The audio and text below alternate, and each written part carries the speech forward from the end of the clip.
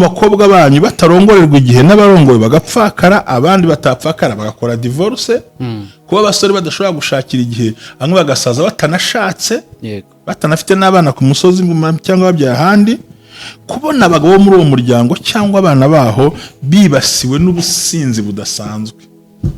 Ubwo ni kimwe muri ibyo byose uvuze. Turavuga nyine ndakwakomeza.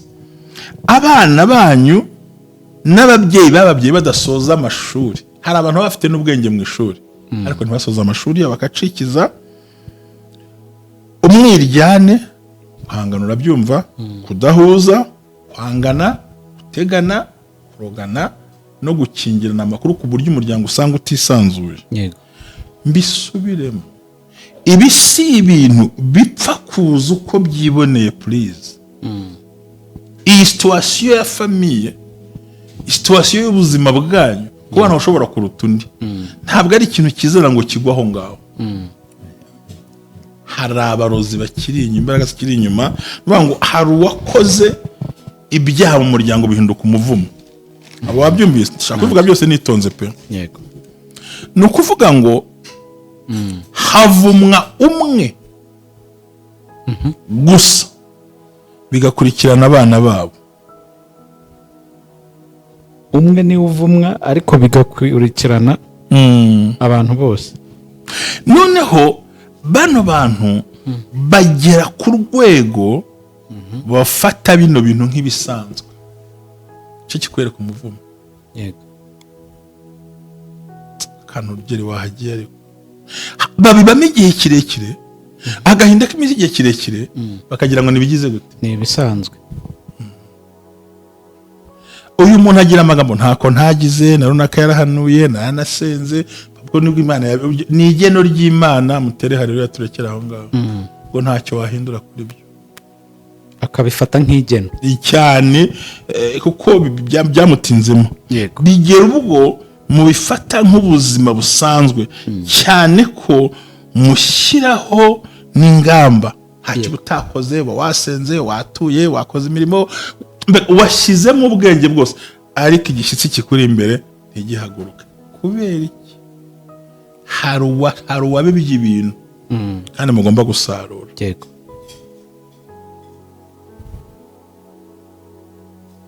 Abyumvise ukagerageza mu gusenga mu kwimuka igihugu mu kujya mu bindi gukora umurimo kwisanisha n'abantu kwatura amagambo ariko finally yego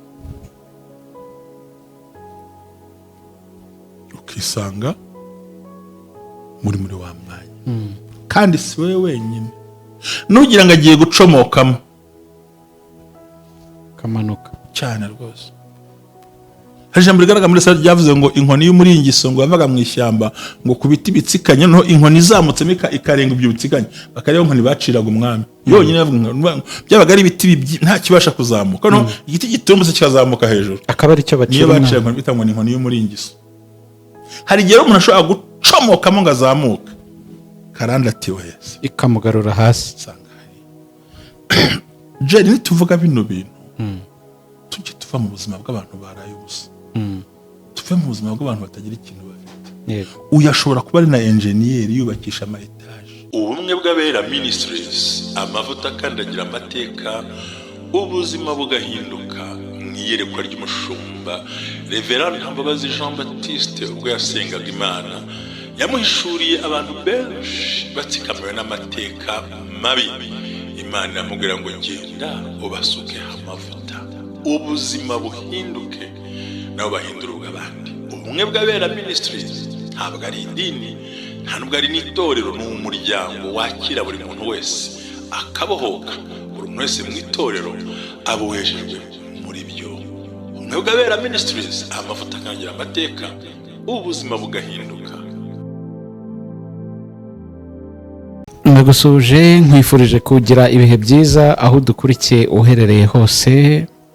Hano niko Ubumwe bw'abera ministries amavuta kandagira amateka ubuzima bugahinduka. Bari mu Rwanda bari hanze y'u Rwanda bose tubahaye ikaze mwumve muguwe neza. Bakoze subscribe namwe tutabibagiwe turabashimira cyane ku ruhare mukomeza kugira ngo twagure uyu muryango mugari w'Ubumwe bw'abera ministries. Amazina yanjye nitwa Jerry n'ubundi ibiganiro byacu birakomeje nk'uko bisanzwe. Ntabwo ndi njyenyine kuri mikoro ya kabiri, ndi kumwe na Mushumba. Waramutse neza?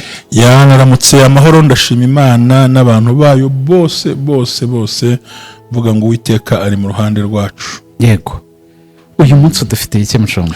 Ndagira ngo tuganire ku bintu biremereye.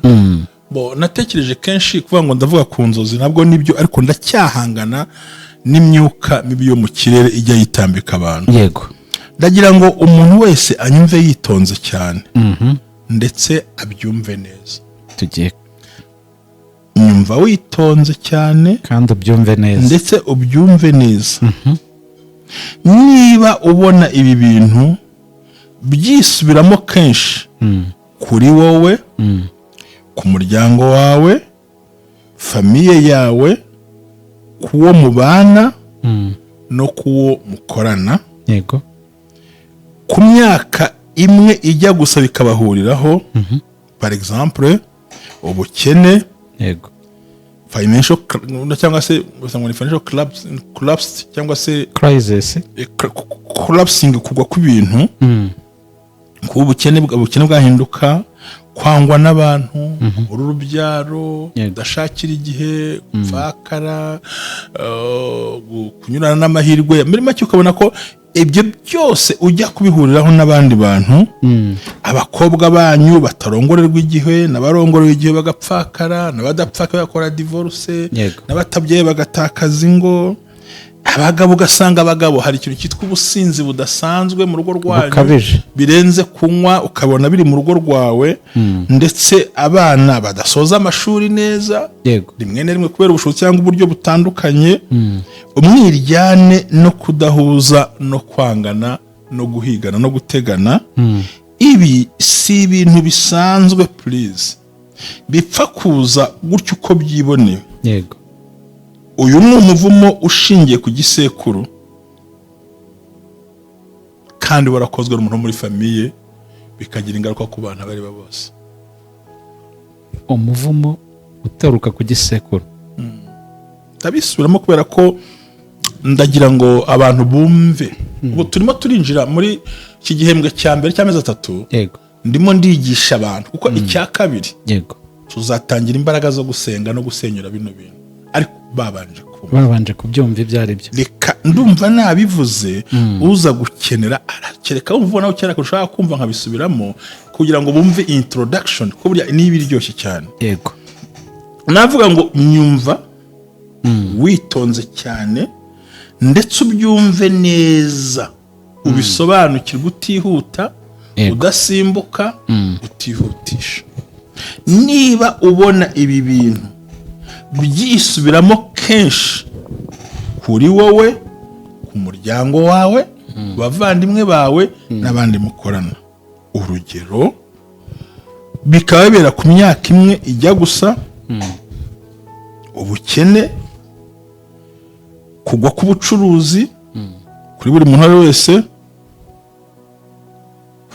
kubura urubyaro, gupfakara, kugira gute n'agahinda kenshi, kuba mu bakobwa banyu batarongorerwa igihe n'abarongoye bagapfakara, abandi batapfakara bagakora divorce, kuba abasore badashobora gushakira igihe, bamwe bagasaza batanashatse, batanafite n'abana ku musozi cyangwa babyaye ahandi, kubona abagabo muri uwo muryango cyangwa abana baho bibasiwe n'ubusinzi budasanzwe.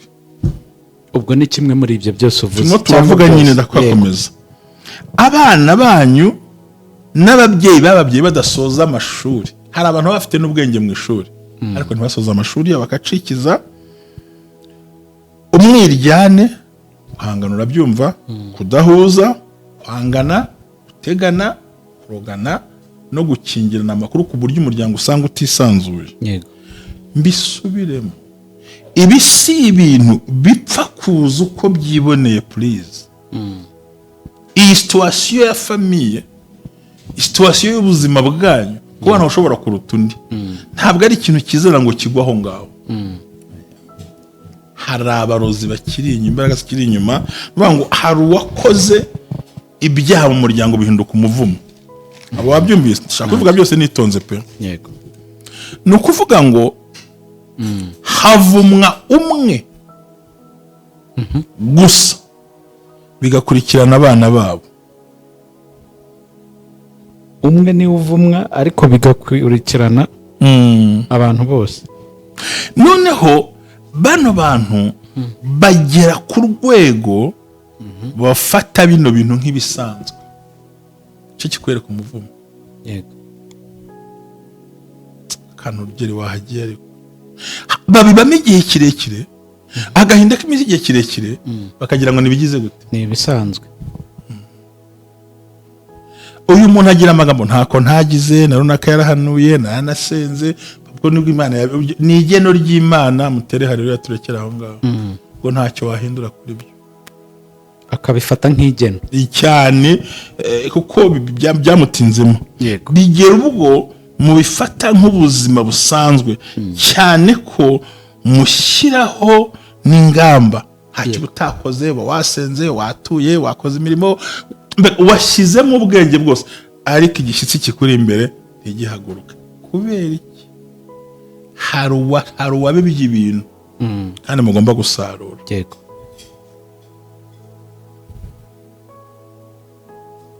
Abyumvise?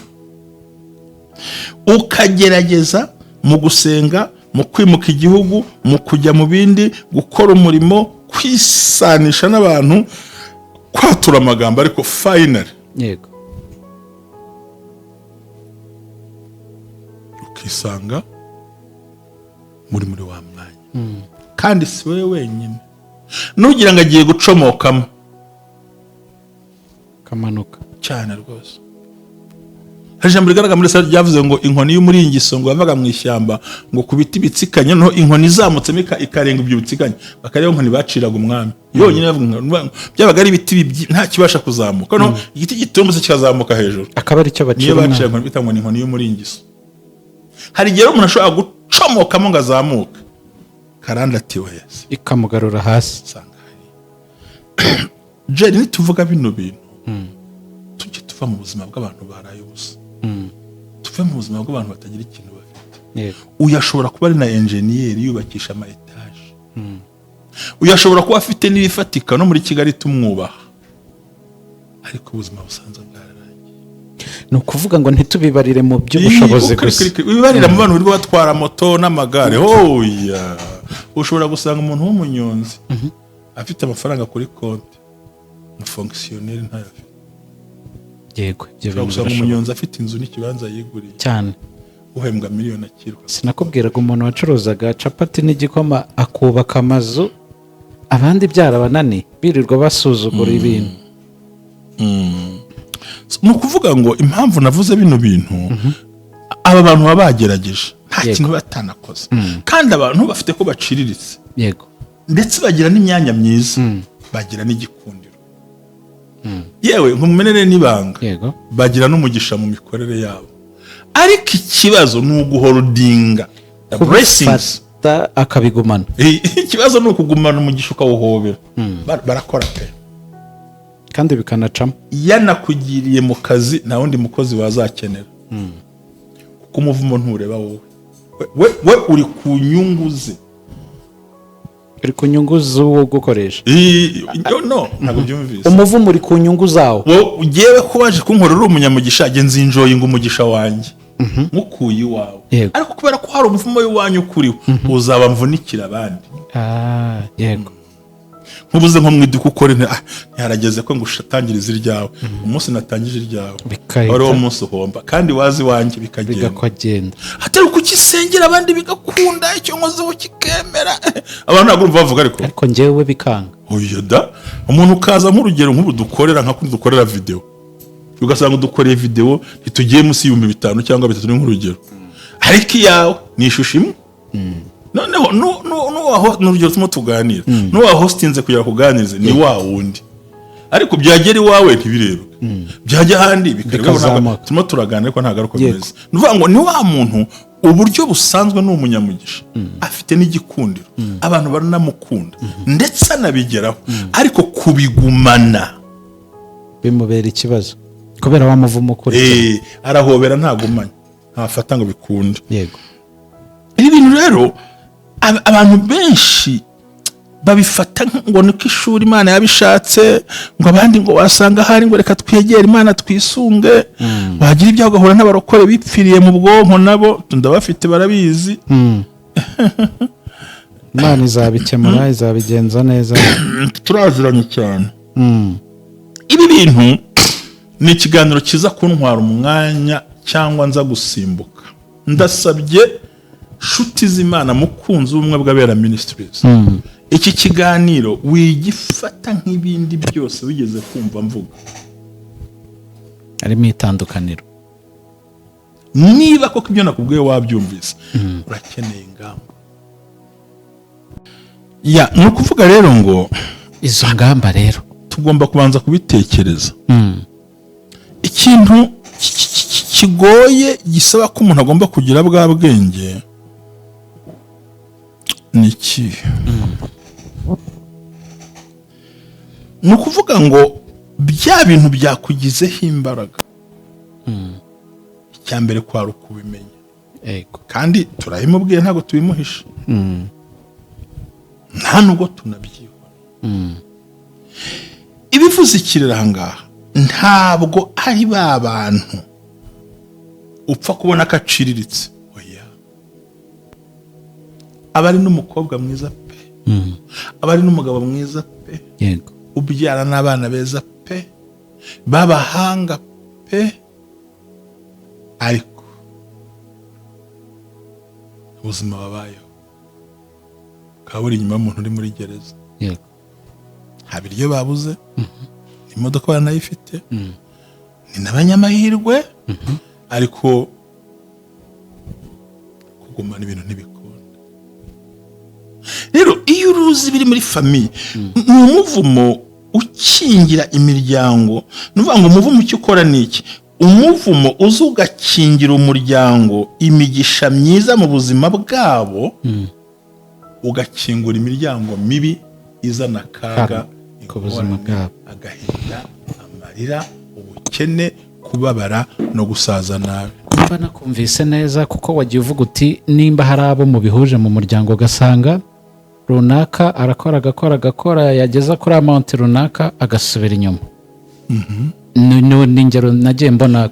Cyangwa se hari abantu nabonye famiye imwe yari ifite abasore benshi pe, bagera muri 7 bazi gukora, bari bafite impano yo gukora ibi bintu bya manicure pedicure by'ubwiza, ariko barakoraga ari abahanga. Ibaze nyine, urabizi ko nyine abakwaferi cyangwa se abantu bakora muri salon de coiffure baba bashakishwa.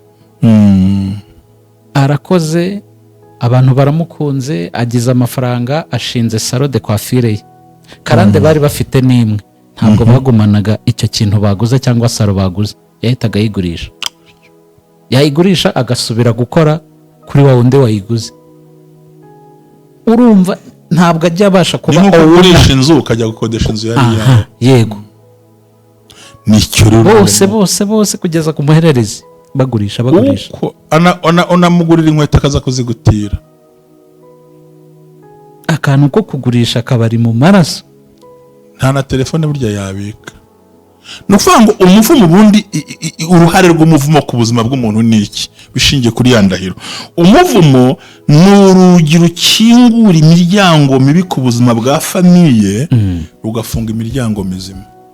Gafungura indwara, diabete, amasukari, impyiko, umutima, sinozite, asima, mbega ku buryo ibihombo, uburwayi, kudahuza, guhangana, kudafashanya. Birababaza kubona mwene wanyu abasha kubaho bitamugoye, yego, ariko ntiyite ku muvandimwe. Ubu ugasanga support yakaguhaye, yego, ari hano mutagiye icyo bapfana. biriho ibyo bintu bikazana umubabaro mu buzima no guhomba. Hakiyongeraho ubusambanyi, kugwa nabi, kwicana, ibiyobyabwenge, kuraguza, kuroga, guterekera. Mbega hakaza amayira menshi yo gushakisha how to escape it, ukuntu wabyigobotora. icyo kibazo n'ubundi buri wese. Erega ubundi twese hano ku isi buri gihe tuba ngo nabisohokamo. Ni ubundi umugabo wese n'umugore n'umwana udafite ibi bintu nabisohokamo, aho yararangiye rwose. twese buri gihe duhana ngo ni gute mbivemo mbisohokamo bino bintu gute ko nta wanga imibereho nta ukunda imibereho bintu muzambeye nta muntu ukunda kubaho nabi, nta muntu ukunda kubaho ahangayitse, nta muntu ukunda kubaho angasazire mu bukode, nta muntu ukunda kubaho icyo yifuza atakibona. Tujye tubwizanya ukuri, ntihagire uzanshuka. Kubaho nawe bitera ibibyimba byo mu bitekerezo. Umva wanarakaye n'igihe urakarira abantu ngo ntibandeba, kandi koko biranumvikanira guhaza ntabona ushonje rwose, nta ushonje cyakora yabona uhaza ko niwe ureba nk'uhengeza. Ushonje areba nk'urunguruka, ntunabona ukagira uragira utuhaze ntabona ushonje, ariko ushonje abona uhaze kuko arahengereza akabibona. None se wagira ngo wayura anufite agati kakirida mu kanwa urumva wabona undi arenda no wayura cyane ufite agati ka mwanya se. So rero ibi mpinduka iyo karande iragenda igafungura. Ndashaka unyumve, ubonye amahirwe yo kugira icyo ukora, icyo ugeraho.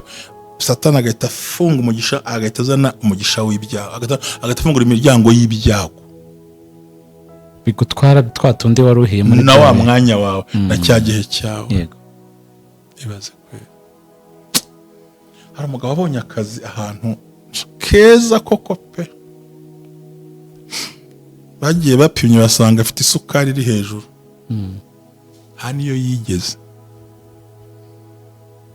ubwo akaza barakarasa, asubiyeyo asanga habe ahubwo afite isukari ya 5 yonyine. ubwo ayo mahirwe yarase kubera nyine nese yarase nyine wari kujya mu mwanya deja kontra bagize gute bayisinye byarangiye, ngomba kujya ahembwa $1,950,000 bashyiraho n'ibindi kajya muri 3 n'ibindi.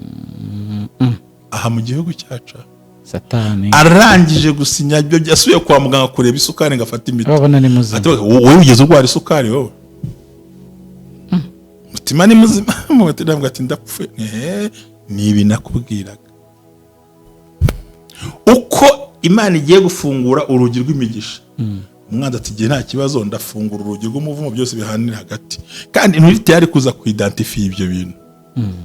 Niyo twe ngo uramutse ubibonye ku muryango iki kiganiro bankundire bacyumve, cyangwa ugasanga abana babyariye iwabo gusa bose kandi akabyara yaratangiye kubona fiance. Abasore nabo nuko babyara bashyira ba nyina hano bakavuga igifaransa n'icyongereza atagira akazi, bakamera nk'abantu tuba diplome kandi ukabona ntiwumva impamvu bitakunda, ntiwumva impamvu pe. Cyangwa ugasanga abakobwa ni ibizungerezi bose ariko nta wakoze mariage mu numwe, ntibanasuzugura banaca bugufi.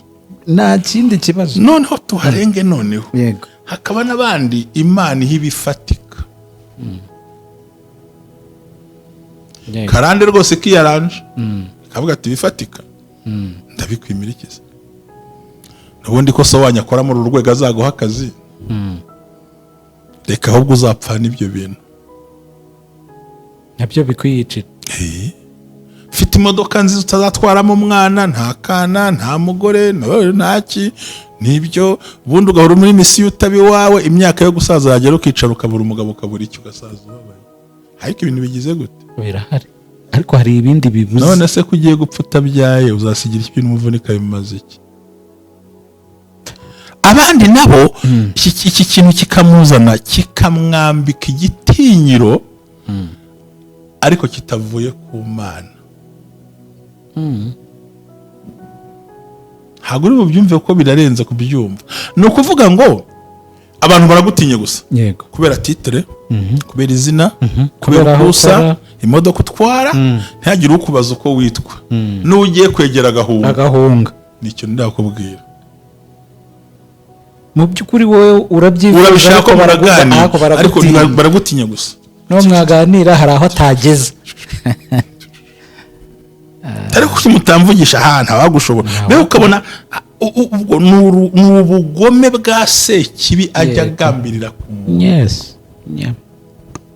kavuga ati ariko by'ukuri byanga byakunda uyu munsi ngiye guhuza Jerry na Ntambabazi twa twitangira ingero zacu twebwe ubwacu twe kugira ngo tuvuna ariko umunsi nagiye ku blessing afite nayo se nkanimi yego nakugire mbe Jerry makuru se ko tuganira ati sawa ati se ufite umwanya ntingusanga hese haguhisha gahunda kahita umbwira tuduhurira hana yego twahagera ugahita utangira ukazana mene kugenda ceceka yego mushobora guha icyo ushaka cyose ndahera ku nubwo ni yanjye nta kibazo reka ndarya ibyurya kuyona urushye ubuzima ndebe urwego urimo nkabona uramanuza ibintu birimo 20 10 yenda wagira ngo nampeshe umugisha unanshimire yego ariko jewe narinje ku blessinga mpitafunga amaboko bitewe kandi nawe subwirasi warugize ahubwo barugiye kunyakira kugira ngo ushimishe ariko kuko hariho icyo satani yahisemo kivuga ngo ibyiza byose bye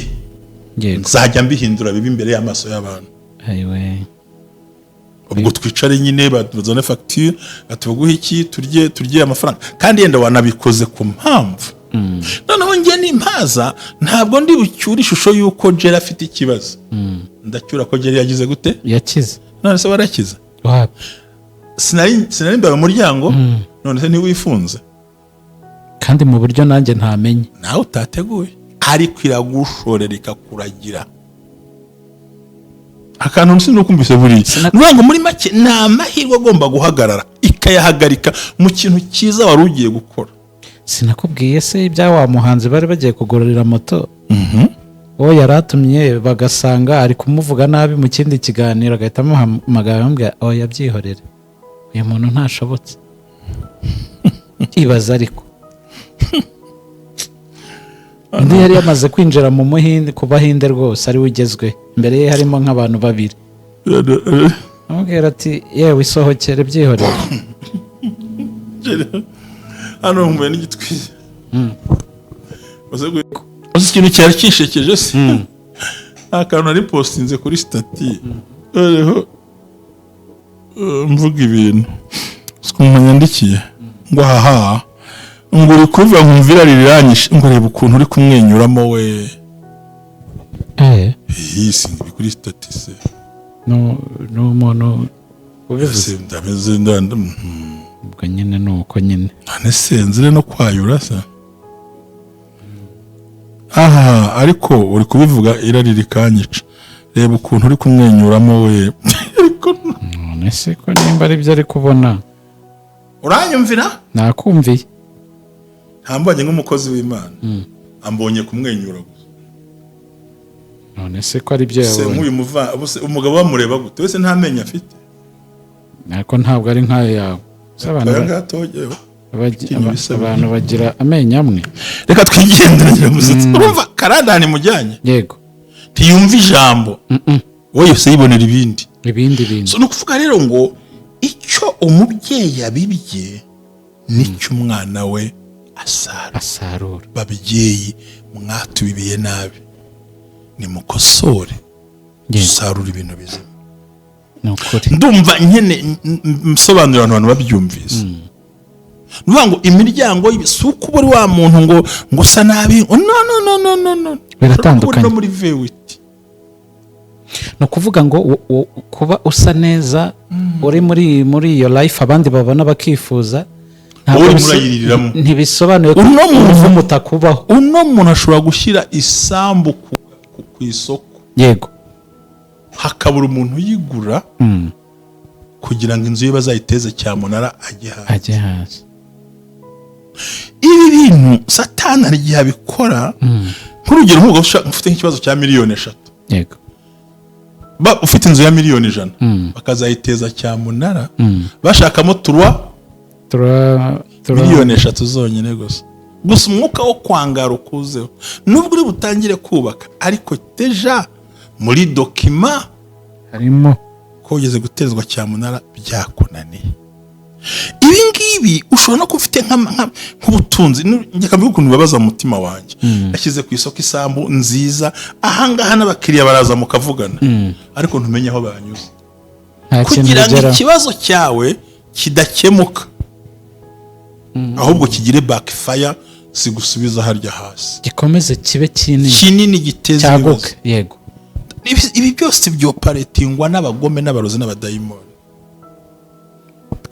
kugera ubwo icyari kuzakurengera gihinduka nabi. Cyangwa ukabona umukiriya w'imodoka uti nimwongereho 100 angahe, bati tuzagaruka ntibagaruke, igahita ikora impanuka, ukabona na yandi, ukabona na ya modoka, ntunanishyure, ukagwa muri bya bibazo. Muri make ni urugero rwerekana ngo mva mu bibazo kugira ngo mve mu bibazo birangire mfate ibindi, ahubwo bya bibazo bibyara ibindi bikabyara ibindi, n'ugasanga byarakurenze hano bavuga atari ko se nkora iki. Ugomba guhinduka myakaro gusenga Imana. Yego, so no kuvuga rero ngo icyo ababyeyi babibye nicyo abana bagenda basarura. Bishatse kuvuga iki rero sasa? Now amuganye nivugira nk'abandi bose. Anje nigire nk'abahanga bo hanze aha. No kuvuga ngo harakenewe ko ugomba gushaka umuntu agufasha gusenga. Kandi ukagira ukuri kukubamo. Ukuri kukubamo cyane cyane amagambo ukavuga ku buzima bwawe. Yego, ugomba kuba buri gihe urinzwe n'imbaraga z'Imana muri wowe mu kubaho kwawe. Yego, reka mbyite ngo nabyita ngo ni speak these words over your life. Speak these words, ayo magambo ubuzima bwawe. Yego, trust God's protection, kwizera uburinzi bw'Imana. Lean on his power and promises, ukiringira imbaraga zayo n'amasezerano yayo. Gatatu, ugomba kuvuga ngo life in victory, ukabaho mu buzima bw'ubutsinzi. No vuga ngo uzakora igishoboka cyose ariko ntutsindwe. Walk in faith knowing God's word is true, ukagendera mu kwizera kandi ukamenya amagambo y'Imana ko ari ukuri. So umwanzuro wa bino bintu rero sasa umaze gutanga igitambo, umushumba gusengeye, abantu bakwegereye, jya umenya ko muri ubu buryo bwa mbere ugomba kugira akanwa kavuga. There's 5 declarations empower believers to stand against curses, adversities, negatively. By speaking this trust, we assert our faith in God's protection, redemption, and power in the name of Jesus. No kuvuga ngo magambo abantu gerageza mu kuba mu buzima bwawe, ni conclusion turi kuvuga. Buri gihe kwempowaringa cyakuzamura kwizera kwawe, ugahagarara mu kurwanya wa muvumo ndetse n'ibiguhagurukira imyuka mibi, mu kuvuga amagambo y'imbaraga no kuba igikoresho cyo kwizera imbere y'Imana. Uri mu butsinzi no mu gutabarwa bishorewe n'imbaraga z'Imana, no gukora no gukiranuka, no kureka imiryango, no kureka ibyaha byo mu muryango, no gutangira kubaka cya kindi twise ngo ni building an everlasting legacy. Cyangwa ngo jewe sinzubakira kuri papa Ntambabazi, nzubakira kuri Ntambabazi Jean Baptiste. Ndatransfeye mbikuye kuri Ntambabazi Antoine ariwe data, uyu munsi nubakiye kuri Ntambabazi Jean Baptiste mu gisekuru cyanjye. Kuko icyo ngiye kubiba ni kimwana wanjye azasarura. Uyu munsi byo ndwana nabyo nibyo data yabibye, ariko ndimo ndakora uwo musaruro. So aho rero bihagaze muri izo mbaraga mu kudekarara. Ikindi nkunda kubwira abantu mbere y'amagambo y'Imana, gerageza kwibwiza ukuri. Ijambo ribwira buri muntu kwibwiza ukuri. Menya intege nke zawe, menya ubuswa bwawe, menya ibyo udashoboye, menya n'ibyo ushoboye. Kabiri, wifata amakosa ngo yatsindagire ku wundi. Gatatu, kosora ibintu byawe vuba.